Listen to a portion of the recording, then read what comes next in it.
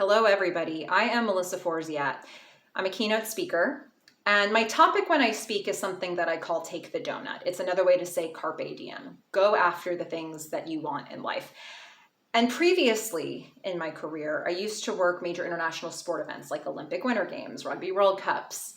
Those were the types of sport events that I did. So I have a sense of the logistics and the complexity of running a games like that. Now, I've been watching the Paris 2024 games with great interest. I was very inspired by the opening ceremony because people just don't do that. You don't do an opening ceremony all over the city. You do it in one venue because logistically, that's really the only way it makes sense to do it. It's so complex to bring it to multiple locations, let alone the outdoors, and then try to coordinate everything and secure everything. There's so many challenges. So when I watched what Paris did with the opening ceremony, I was very inspired by the idea that, people floated that idea in a room and people said yes, and people started to run with it. And then they built a whole ceremony out of it. And then we watched it. And I was curious what they were going to do with the closing ceremony, because what do you do once you've set that up? Closing ceremonies are very specific in terms of their structure. You need to get the athletes into a space. You need to do the technical things around the speeches and the handover, traditions that we're used to seeing. But then you're going to get a performance, a show from the host city, Paris 2024 in this case, and then you're going to get a portion of the show from the next city to host that edition of the games. So a summer games, in this case, it would be LA 2028. If this were winter games, we would see the next winter games do it.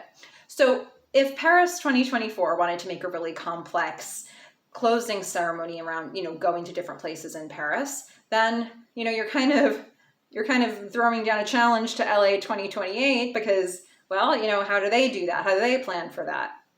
So I was very interested to see how this would be handled. I really liked that they did what they could to play with that theme as well for LA 2028, that they had that idea of sort of running through the city once they brought the Olympic flag to LA. But how they got it there is what I really wanted to talk about, because somebody thought, okay, LA 2028, Hollywood, movie stars, celebrities, let's get Tom Cruise.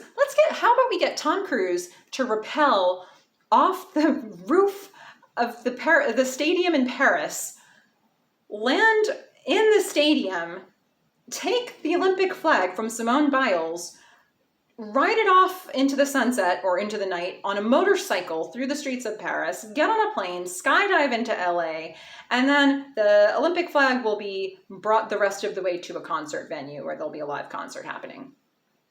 Somebody thought of this.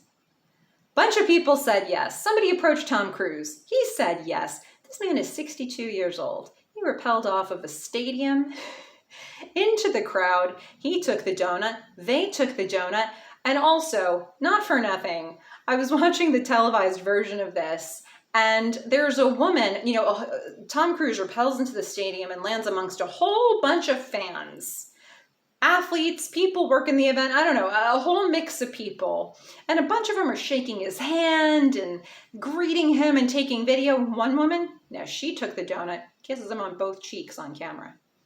That's right. Dream big. I just love the idea that somebody thought of all of these things. A bunch of people liked the idea. They ran with it. They presented the ideas. I mean, if Tom Cruise can rappel off of the roof of a stadium, why can't you and I do what we want to do? Right? I mean, we're all humans. He's a Tom Cruise, but he is a 62-year-old man. And he did something really amazing today. And I am just reflecting on, keep growing the size and scope of the donuts you want to take, the things that you want to go after. You just never know who's going to say yes. So much of what I saw, even just in the ceremonies of this Olympic Games, really sort of defied logic. in terms of how I've seen people plan these games in the past.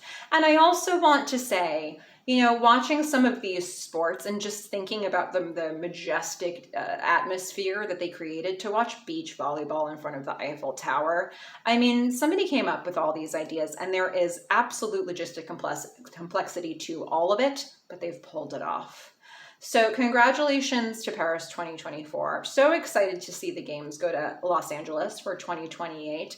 And this closing ceremony really just reminds me, and maybe it reminds you, think bigger. Why is the idea that you have not possible when this idea is? You know, so just go after it and see what's possible out there. That's the lesson I'm taking away. Take care, everyone.